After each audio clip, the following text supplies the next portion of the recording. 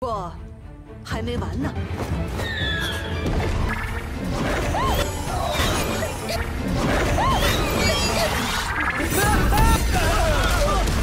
须到。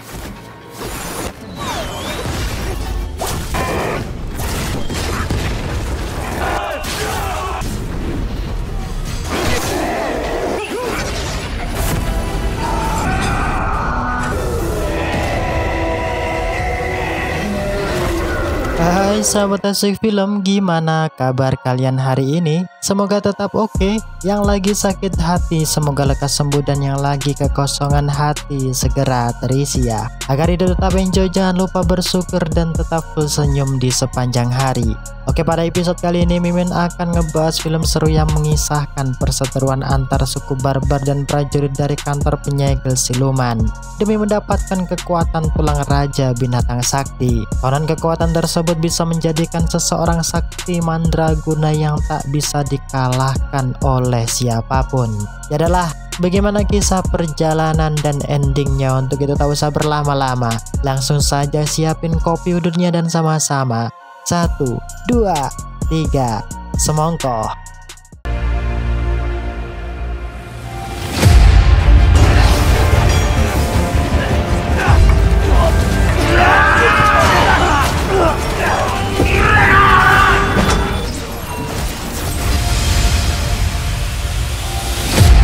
Film dibuka dengan diperlihatkan di sebuah pegunungan ujung kulon. Terlihat para pasukan suku barbar barat di bawah pimpinan Cinu sedang melakukan penyerbuan untuk mengambil kembali tulang jimat sakti yang telah dicuri Guniantong, yang merupakan penyihir hebat sekte reinkarnasi.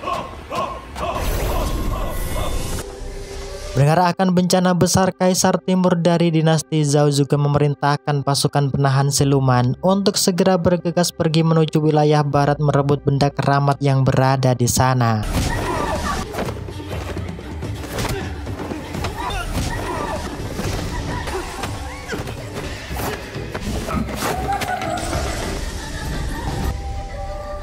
Nah, dari sinilah kita diberitahu bahwa 100 tahun yang silam, penguasa langit Yuksu dan Raja Binatang Sakti dikurung oleh 8 negara, yang kemudian Raja Binatang Barat diubah menjadi benda keramat berupa tulang sakti, yang mana rumor kesaktian tulang tersebut dapat menjadikan seseorang kuat lagi hebat selayaknya dewa. Sebab itulah alasan sekte reinkarnasi mengambil tulang Raja Binatang Barat dengan tujuan menjadikan tulang tersebut sosok penguasa siluman yang tak terkalahkan. Karena tujuan dan maksud mereka yang berbeda-beda. Di sini terlihat pasukan penahan siluman dari dinasti Zhao berusaha melakukan penyerangan agar dapat mengalahkan Guniantong dan mengambil benda keramat yang tersimpan di balik saku tank topnya. Namun tindakan mereka nihil dilakukan sebab Guniantong bukanlah wanita sembarangan yang mudah untuk ditaklukkan. Sadar dengan kedatangan Cinu, Guniantong yang memiliki tujuan lain, tentu ia memperlakukan Cinu dengan baik. Karena Cinu merupakan satu-satunya darah keturunan raja suku barbar yang mampu berbicara dengan semua jenis binatang, bahkan makhluk tak kasat mata sekalipun. Bahkan di sini Guniantong juga mengatakan akan bersedia membantu Cinu menjadi raja suku barbar dengan cara menyatukan kekuatan tulang sakti Raja Binatang Barat ke dalam tubuhnya.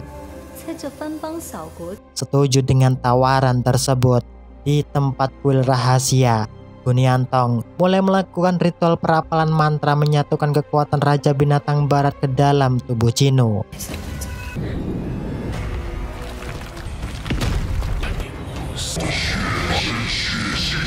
Namun hal tersebut nyatanya gagal Cinu lakukan, yang kemudian Guniantong mengatakan bahwa dirimu bukanlah orang pilihan untuk mewarisi kekuatan Raja Binatang Barat. Tersulut emosi mendengarkan kenyataan tersebut, Cinu seketika mencekik Guniantong dengan kencangnya. Nah, di waktu yang hampir bersamaan inilah salah satu pasukan melapor di hadapan Cinu bahwa saat ini pasukan serigala sedang melakukan penyerangan, yang mana pasukan serigala tersebut juga berasal dari suku barbar yang dipimpin oleh sosok wanita bertopeng.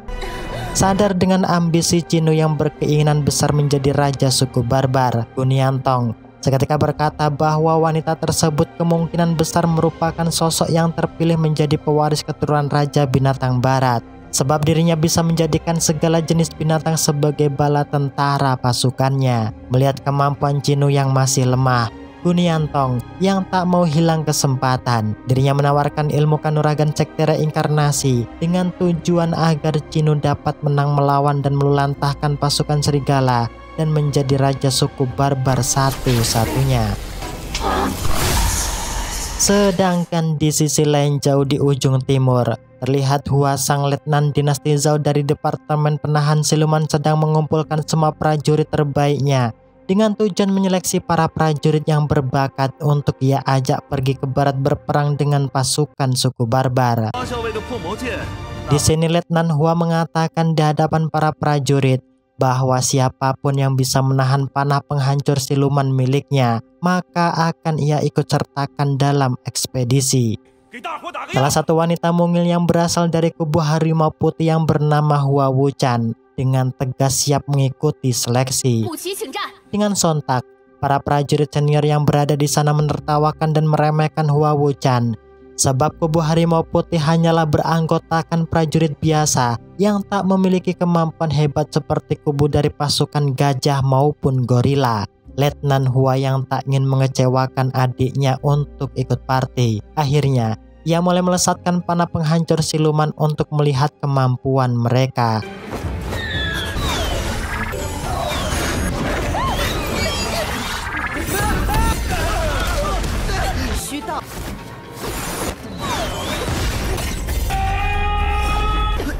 Meskipun Xiao Zhen tak memiliki kekuatan spiritual seperti Ning Wumao dan Hua Wuchan, namun dirinya berhasil menggores tameng pelindung Letnan Hua dengan pusaka mata tombak peninggalan mendiang ayahnya.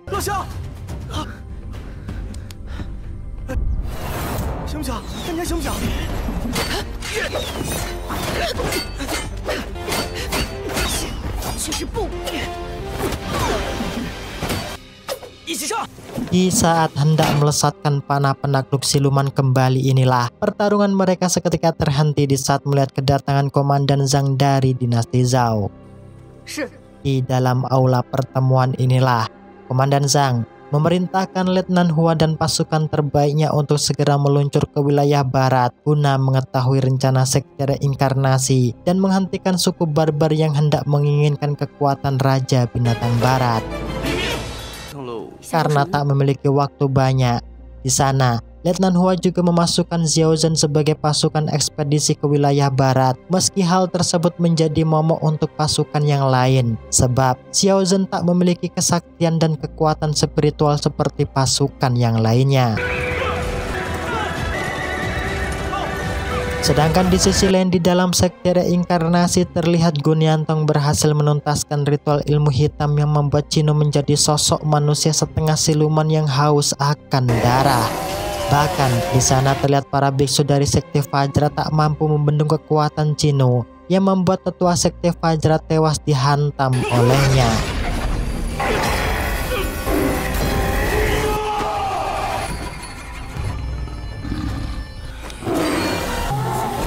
Sadar jika para pasukan dari dinasti Zhao mulai memasuki wilayah barat sebelum datang ke dalam markas sekte reinkarnasi, Chinu mengerahkan pasukan pemanahnya untuk meluluhlantahkan semua pasukan dari dinasti Zhao. Dalam keadaan yang semakin terdesak inilah, untungnya Letnan Hua berhasil melesatkan panah penakluk siluman yang membuat pasukan suku barbar seketika tumbang. Namun, peperangan mereka tak cukup sampai di situ, sebab Chinu berhasil membangkitkan kembali pasukannya. Letnan Hua yang tak ingin misinya gagal, ia menyuruh Wumao dan Hua Wuchan untuk pergi melindungi Xiao Zhen.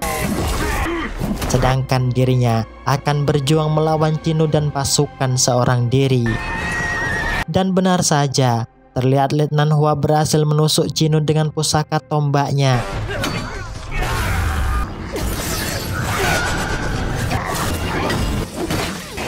Namun di sana dirinya juga terkena sayatan kampak yang membuat dirinya juga terluka cukup parah.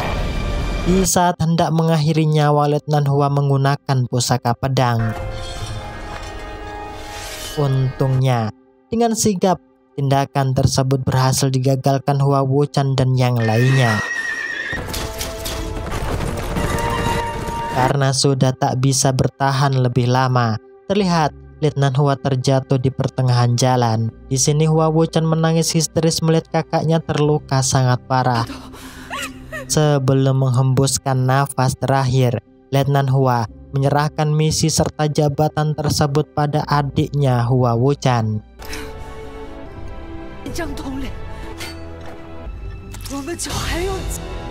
Demi menegakkan keadilan dan keamanan inilah Hua Wuchan, Xiao Zhen, dan Wu Mao berjanji satu sama lain untuk menyelesaikan ekspedisi perjalanan ke barat, meski pasukan dinasti Zhou hanya menyisakan mereka bertiga. Sedangkan di sisi lain, setelah Qin Nu menghampiri adik perempuannya yang barusan datang, ia bernama Ayimu. Melihat kakaknya yang terluka, Ayimu menasehati kakaknya dengan mengatakan untuk berhenti berperang dengan dinasti Zhou. Tentu permintaan tersebut ditolak mentah-mentah olehnya, sambil berkata bahwa tujuannya berperang untuk kelangsungan suku barbar agar tak hidup dalam ketimpangan. Sadar jika kakaknya telah menjadi manusia setengah siluman yang haus akan darah. Selepas pergi dari dalam kamar, Ayimu mengajak Cheng Tong, murid sekte Fajra, pergi mencari Letnan Hua dan para pasukannya. Setelah bertemu dan mendengar bahwa Letnan Hua telah tewas, dengan melihat pusaka tombak tumpul yang dibawa Ayimu, Xiao Zhen yang paham bahwa Ayimu merupakan putri raja suku barbar, dirinya seketika menyatukan mata tombak yang ia bawa, yang mana tombak tersebut merupakan simbol perdamaian antar raja suku barbar dengan Jenderal Xiao yang merupakan ayah kandung Xiao Zhen. Karena tak ingin adanya perselisihan dengan dinasti Zhou, di sini Putri Ayimu meminta bantuan Xiao Zhen dan yang lainnya agar dapat menghentikan Gun Yantong dan merebut kembali tulang raja binatang sakti agar tak salah digunakan. Karena tak memiliki waktu banyak, di sini Xiao Zhen menyusun siasat dengan meminta bantuan Putri Ayimu agar mereka dapat menyusup masuk ke kota suku barbar guna mencari tahu titik keberadaan tulang raja binatang sakti disimpan. Dengan melakukan penyamaran inilah, terlihat Wu Mao dan Cheng Tong malah terpikat oleh rayuan para dedek genit yang membuat mereka masuk ke bar hiburan malam. Sedangkan di tempat lain, terlihat Xiao Zhen dan Hua Wuchan sedang mengintai gerak-gerik pasukan suku barbar agar mereka mengetahui tempat rahasia altar persembahan darah sekte reinkarnasi. Hua Wuchan yang tak terima kakaknya terbunuh, di sini ia berkata di hadapan Xiao Zhen bahwa selain misinya mendapatkan tulang raja binatang sakti, ia juga berniat ngebunuh Qin Nu sebagai balas dendam atas kematian pasukan dinasti Zhou yang tak terkecuali Letnan Hua kakaknya sendiri. Tentu ungkapan tersebut disalahkan oleh Xiao Zhen. Ia berkata bahwa hal tersebut akan memicu peperangan kembali yang tak ada akhirnya. Di saat hendak menyusul kepergian Hua Wuchan inilah, tiba-tiba Xiao Zhen diserang Gun Yantong yang membuat dirinya terkena panas sihir halusinasi. Mengetahui bahwa pemuda di hadapannya merupakan anak Jenderal Xiao, di sana Gun Yantong menunjukkan cermin sihir untuk memberitahu Xiao Zhen bahwa teman-temannya tidaklah berpihak pada rencana yang sudah dirancang olehnya. Bahkan di sana Gun Yantong juga bercerita bahwa kematian Jenderal Xiao merupakan tindakan dari keluarga Hua dan keluarga Wu yang telah melakukan pengkhianatan yang menyebabkan Jenderal Xiao dihukum mati oleh Kaisar. Tak hanya itu, di sini Gun Yantong juga menjelaskan bahwa dirimu hanyalah dijadikan alat untuk mengurung kekuatan Raja Binatang Sakti oleh Komandan Zhang. Sedangkan di sisi lain, terlihat Wu Mao mengirimkan pesan isyarat untuk memberitahu Hua Wuchan jika Qin Nu sudah berhasil ia temukan. Tak ingin menyanyiakan kesempatan tersebut, Hua Wuchan mulai bergegas untuk merebut tulang Raja Binatang Sakti di saat Qin Nu sedang lengah. Dengan ilmu sihir teleportasi Yoksu inilah Wu Mao berusaha untuk mengambilnya. Namun aksi tindakan tersebut diketahui oleh Qin Nu yang membuat keberadaan Wu Mao dalam bahaya. Dalam kondisi terdesak inilah untungnya Cheng Tong datang tepat waktu menolong mereka dengan ilmu budidaya kungfu Shaolin yang dikuasainya.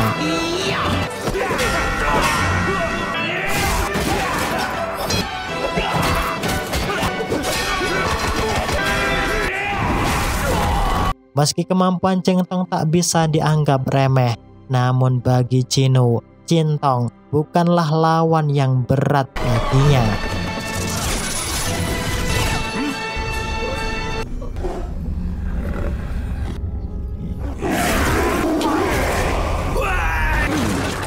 Ayimu yang tak ingin Xiao Zhen dan yang lainnya tewas di tangan kakaknya yang mengerahkan ribuan pasukan burung gagak agar Xiao Zhen dapat pergi dari sana. Di pertengahan jalan, Hua Wuchen terlihat khawatir dengan keselamatan Ayimu, yang mana ia teringat akan perkataan Ayimu yang menjelaskan bahwa sukunya selama bertahun-tahun mengalami keterpurukan. Untuk membantu sukunya bertahan hidup, saat itu Chinu pergi menuju dinasti Zhao dengan harapan mendapat bantuan dari Jenderal Xiao. Namun tindakan mereka dianggap penyusup oleh keluarga Hua yang membuat Chinu hampir terbunuh oleh pasukan dinasti Zhao. Sedangkan Jenderal Xiao dihukum mati kekaisaran akibat menjalin kongsi dengan pasukan suku barbar. Akibat tak mendapatkan perlakuan yang baik selama bertahun-tahun itulah, Chinu memerintahkan pasukan suku barbar untuk selamanya mengibarkan bendera perang melawan dinasti Zhao yang dianggap kejam. Ya, di saat hendak mengakhiri nyawa ketua pasukan serigala itulah, aksi Chinu seketika terhenti di saat melihat ketua pasukan serigala adalah Ayimu, adik kandungnya sendiri. Singkat cerita, setelah sampai di atas Gunung Zhongnan, terlihat Hua Wuchen dan yang lainnya mulai mengaktifkan formasi mantra segel guna menyegel kekuatan Raja Binatang Sakti agar tak salah digunakan.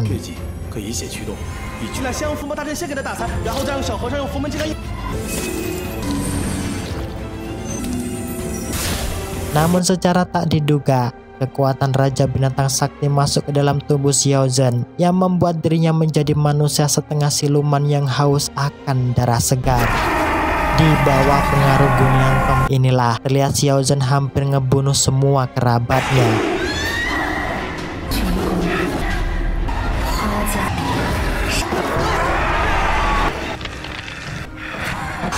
Yang untungnya aksi tersebut berhasil digagalkan Cheng Tong dengan memberi Xiao Zhen darah kuda.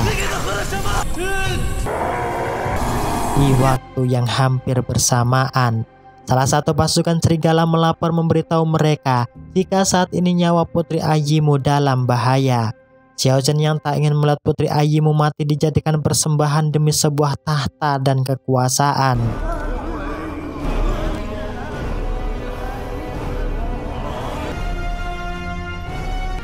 Akhirnya, mereka bergegas pergi untuk menghentikan ambisi Chinu yang kejam. Karena tak bisa berbuat lebih selain pasrah, untungnya 4 pendekar dari Panji Gumilang datang untuk melenyapkan siluman demi menegakkan keadilan.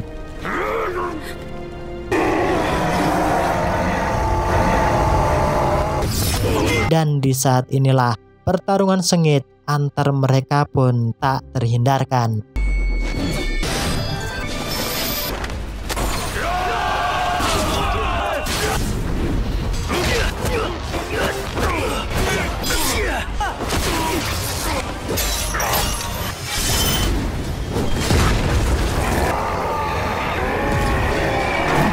Putri Ayimu yang tak ingin tentara suku pasukan barbar tumbang akibat perang bersaudara. Di sini ia menasehati mereka agar dapat berhenti untuk berperang. Bahkan atas nama raja suku barbar, Ayimu bersumpah akan mencari tempat yang nyaman demi kelangsungan hidup yang penuh dengan ketimpangan.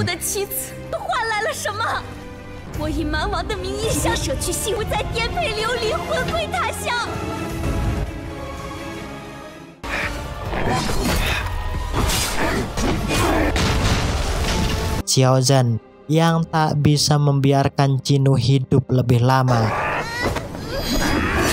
Dengan kekuatan Raja Binatang Sakti yang berada di dalam tubuhnya,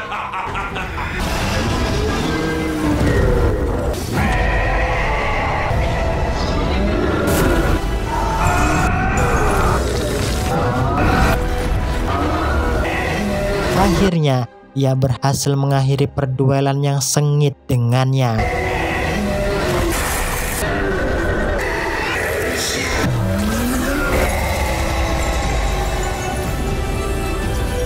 Sebelum menghembuskan nafas terakhir, Gino berpesan pada Ayimo untuk membawa pasukan suku barbar menuju masa depan yang lebih baik. Singkat cerita, keesokan harinya, Xiao Zhen dan yang lainnya berpamitan pergi di hadapan Ayimo karena misi yang mereka lakukan sudahlah beres. Sesampainya di dalam dinasti Zhao, Komandan Zhang mengangkat Xiao Zhen sebagai letnan pasukan inti penahan siluman, sedangkan Wu Mao, Hua Wuchan, dan Cheng Tong diangkat menjadi panglima perang pasukan penahan siluman dinasti Zhao. Selepas memberi jabatan, Komandan Zhang memerintahkan mereka untuk kembali menuju wilayah barat, menghentikan aksi Guniantong yang baru-baru ini telah membuat kegaduhan. Namun, di saat inilah hal yang tak terduga-duga pun terjadi, yaitu film pun berakhir. Oke, terima kasih untuk kalian yang menonton video ini sampai selesai. Sekuat apapun, sehebat apapun, serta setinggi apapun pangkat jabatanmu, jangan lupa untuk bersujud pada Allah Sang Pencipta. Yadalah, saya Mimin Film pamit undur diri karena mau ngebayar utang di warung Mbok Darmi. Saya Mimin Film, bye-bye.